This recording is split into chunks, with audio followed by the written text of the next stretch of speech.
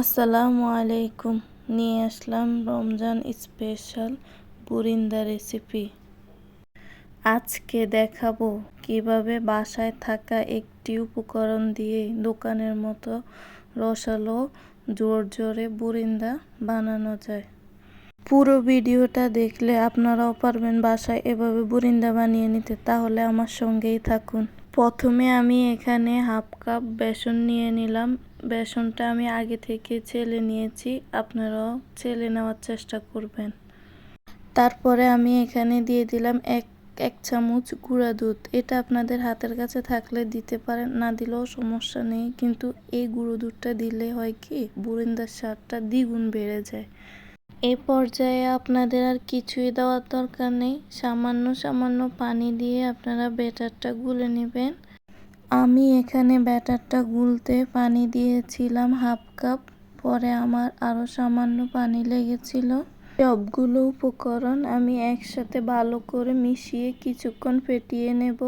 যখন এরকম একটা স্মুথ ব্যাটার হবে তখন আমি এখান থেকে কিছুটা ব্যাটার আলাদা একটা বাটিতে তুলে নেব। আমি উঠিয়ে নেওয়া ব্যাটারের মধ্যে সামান্য একটু ফুড কালার ব্যবহার করব, যাতে দোকানের মতো লুক আসে। এখন আমি বুরিন্দা ভাজার জন্য হাঁড়িতে তেল গরম করে নেব।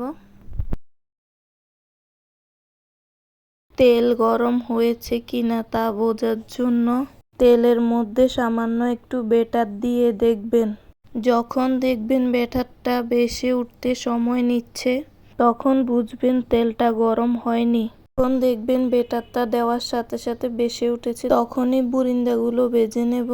বুরিন্দাগুলো ভাজার জন্য আমি এরকম একটা ছাঁকনি নেব, যাতে সবগুলো বুরিন্দা একই রকম একই সাইজের হয়। তারপর ছালনির মধ্যে ব্যাটারটা দিয়ে আমি এইভাবে ধরে রাখবো। এ পর্যায়ে আপনারা কোনো নাড়াচাড়া করবেন না, ছালনিটা শুধু ধরে রাখলেই হবে। আর এই যে দেখুন, মাশাআল্লাহ, আমার বুরিন্দাগুলো কত সুন্দর হয়েছে।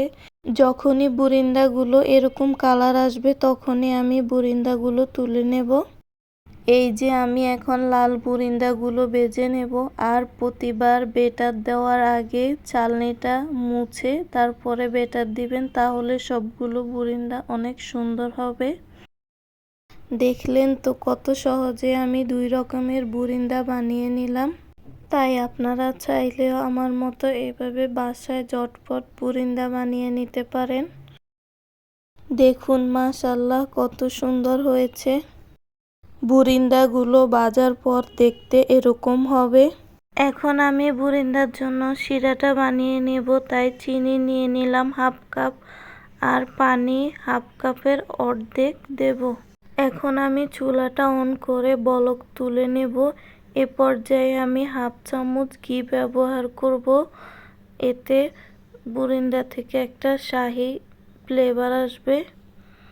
ঘিটা শুধু ফ্লেভারের জন্য দেওয়া হয়েছে, আপনারা চাইলে দিতেও পারেন, নাও দিতে পারেন।